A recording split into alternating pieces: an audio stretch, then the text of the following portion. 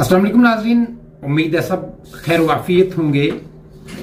नाज़रीन, जैसा आपको याद होगा कि पिछली जो मेरी वीडियो थी उसमें हमने ब्लड शुगर के हवाले से बात की थी। शुगर कब होता है, कैसे होता है और आपने अपने डॉक्टर के साथ कैसे कंसल्ट करना है और कब कब टेस्ट कराना है। और बीच में ग्लाइकोसाइलेटेड यानी HbA1c का हमने जिक्र किया था कि ये टेस्ट कितना अहम है और इस टेस्ट का आपके शुगर लेवल के साथ क्या ताल्लुक है। तो आज हम इस वीडियो में ये जानेंगे कि HbA1c यानी ग्लाइकोसाइलेटेड हीमोग्लोबिन क्या है और ये कितना अहम है और ये जरूरी क्यों है। सबसे पहले हम आते हैं,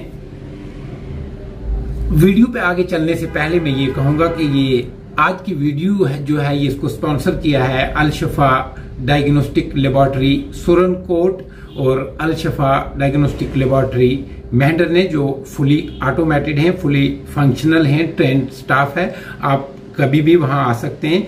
सुरनकोट का हमारा पता है near BDO office main market और मेहंडर का हमारा पता है अपोजिट तहसील कॉम्प्लेक्स फर्स्ट फ्लोर विशाल क्लॉथ हाउस। आप यहाँ कभी भी आ सकते हैं। मेंढर में हमारी जो सर्विस है वो 24 आवर है। अब हम बात करते हैं शुगर में HbA1c की अहमियत और हकाइक।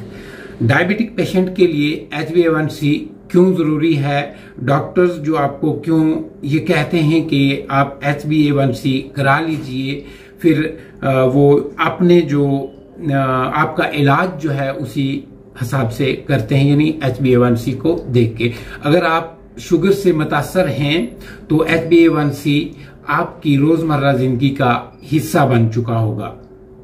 यानी डायबिटिक अगर आप हैं तो HbA1c आपके इलाज मुआवजे के लिए एक रोजमर्रा का हिस्सा बन चुका होगा।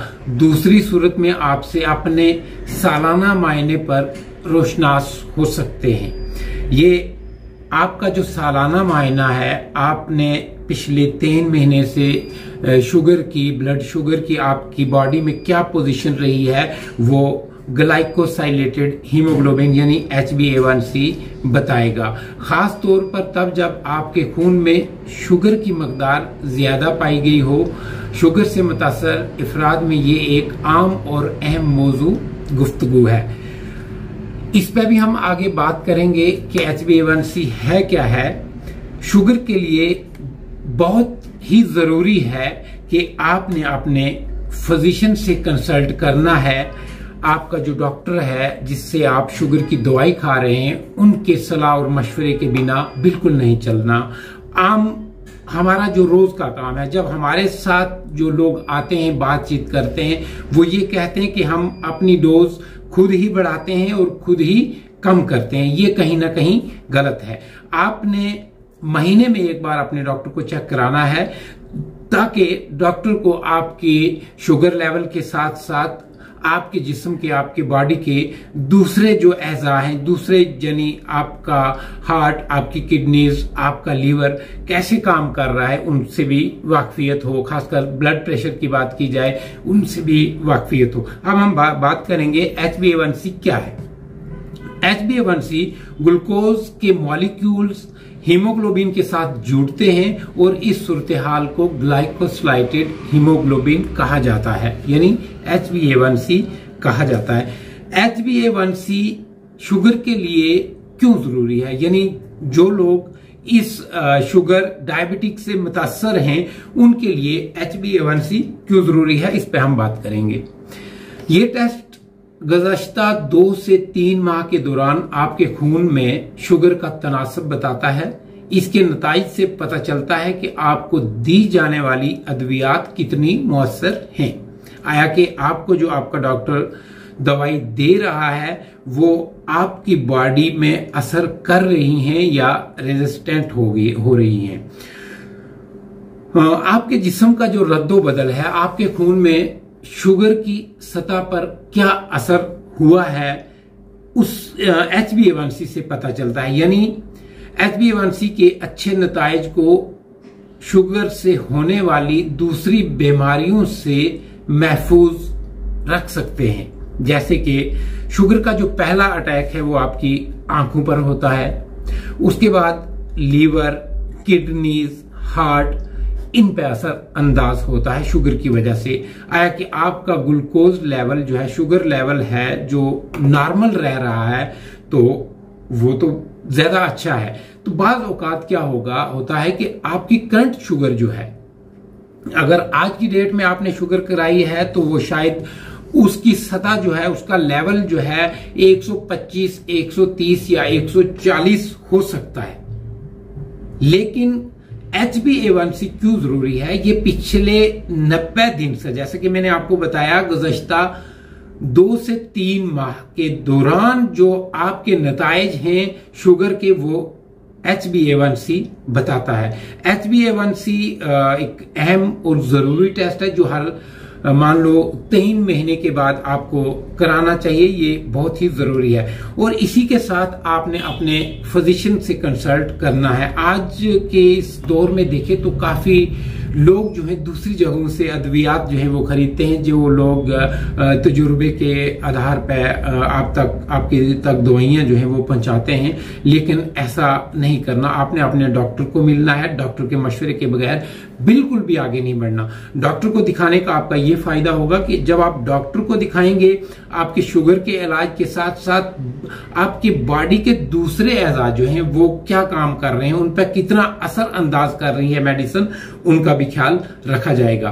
तो इसी के साथ मैं बात करूंगा ग्लाइकोसाइलेटेड हीमोग्लोबिन की। अगर बात की जाए HbA1c की, तो मेटाबॉलिकली नॉर्मल जो पेशेंट होते हैं, जिन पेशेंट्स को शुगर नहीं, जिनको हम नॉन डायबिटिक पेशेंट बोलते हैं, उनका जो ये लेवल है 4.6 से 6.2 तक होना चाहिए। गुड कंट्रोल यानी जो डायबिटिक लोग हैं उनमें इसका लेवल जो है लेस देन 7.0 यानी 7.0% से कम होना चाहिए। उनका वो गुड कंट्रोल है। फेयर कंट्रोल 7.0 से 8.0 तक फेयर कंट्रोल है। पोर कंट्रोल जो है ग्रेटर देन 8.0। जब 8 से ऊपर आपका HbA1c चला जाएगा तो ये पोर कंट्रोल है। ये आपके जो बॉडी के दूसरे एजा हैं उनको नुकसान पहुंचा सकती है। तो इसमें एस्टिमेटेड एवरेज प्लाज्मा ग्लूकोज जो होता है, मैं उसकी बात करूं, जो नॉन डायबिटिक लोग हैं उनका लेवल जो है 90 से 120 है। गुड कंट्रोल वाले जो हैं 121 से 150, फेयर कंट्रोल 150 से 180, पोर कंट्रोल 180 से 210। यानी आपकी एवरेज ग्लूकोज जो HbA1c के साथ दी जाती है वो अगर इस तरीके से है तो आप अपना रिजल्ट जो है वो खुद डिसाइड कर सकते हैं। इसी के साथ मैं ये भी कहूं कि आपने महीने में कम से कम 2 बार अपना शुगर लेवल जो है वो चेक करना है। इसके 2 तरीके हैं चेक करने के। आजकल तो आप अपने घर में एक अच्छा ग्लूकोमीटर रखिए, उससे भी चेक कर सकते हैं। फिर जब लैब में आप जाते हैं तो वहां भी आप अपना शुगर का लेवल जो है वो चेक करा सकते हैं। लैब में मैक्सिमम आपका जो ब्लड है वो वेन्स ब्लड लिया जाता है, वेन से ब्लड लिया जाता है। उसका प्रोसीजर थोड़ा डिफरेंट रहता है। उसमें आपको लैब की तरफ से एक टाइमिंग भी दी जाती है। किसी लैब में 1 घंटे का टाइम दिया जाता है, किसी लैब में 2 घंटे का टाइम दिया जाता है। अब आपने ये ध्यान रखना है, आप जिस भी लैब में जाएं, लैब टेक्नीशियन जो आपका सैंपल ले रहा है, आपका वेन्स ब्लड ले रहा है, आपने ये ध्यान रखना है कि वो सैंपल जो है वो कैसे कलेक्शन हो रही है, वो सैंपल को कौन सी ट्यूब में डाल रहे हैं। आपने ये सवाल उनसे जरूर पूछना है। इसके लिए खासकर ब्लड शुगर के लिए सोडियम फ्लोराइड आता है, जो ग्रे कलर की टॉप होती है, जिसपे ग्रे कलर की ढक्कन होता है, उस ट्यूब पे उसमें डाला जाता है। इसमें आप ध्यान रखेंगे। इसका ये फायदा है कि ग्रे कलर की जो ट्यूब है यानी EDTA जो है, सोडियम फ्लोराइड में 24 से 48 घंटे तक आपकी शुगर का लेवल जो है वो मेंटेन रहता है। नहीं तो आप कहीं बाज लैब्स में सिरिंजों में रख के किया जाता है या ग्लास की ट्यूब्स में डाल के रख दिया जाता है। उसमें क्या होता है, जब टेस्टिंग का टाइम जितना डिले होगा, आपका शुगर लेवल उतना ही कम होगा। मुझे उम्मीद है कि ये वीडियो आपके लिए इंफॉर्मेटिव हुई होगी। कमेंट सेक्शन में अपनी राय जरूर रखिएगा। दूसरे टॉपिक पे फिर हम जरूर एक टेस्ट को लेके डिस्कस करेंगे। इजाजत लेने से पहले मैं रोजमर्रा की तरह आपको जरूर ये कहूंगा, आप मेरे चैनल महमूद ख्वाजा को फेसबुक, यूट्यूब, इंस्टाग्राम, ट्विटर पर जरूर फॉलो कीजिए और वहां मुझे आप डायरेक्ट डीएम भी, मैसेज भी कर सकते हैं, ताकि आपका अगर कोई भी क्वेरी, कोई भी सवाल रहेगा तो आप कमेंट सेक्शन में जाके इन तमाम सोशल साइट पे आप मुझे फॉलो भी कर सकते हैं और आप अपने कमेंट भी मुझे दे सकते हैं, ताकि मैं कोशिश करूंगा आपकी कमेंट्स की रिलायबल आंसर जो है वो दिया करूं। अपना बहुत बहुत ख्याल रखिएगा। खुदा हाफिज।